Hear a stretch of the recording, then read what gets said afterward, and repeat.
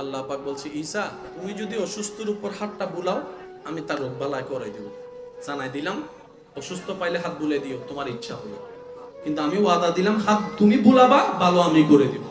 ঈসা, যে কোনো মরা তুমি যদি আমার নাম বলে জিন্দা হতে বলো, তুমি বলবা যে আমি শুনবো, তোমার মুখ থেকে বের হবে, আমি রায় দিতে দেরি হবে না, অথরিটি তোমাকে দান করলাম, যাও।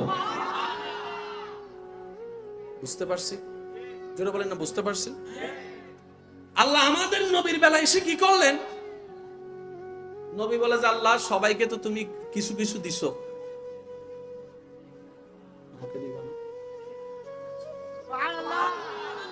আশেকরা আশেকের মতো করে শুনে শুনে বলেন সুবহানাল্লাহ।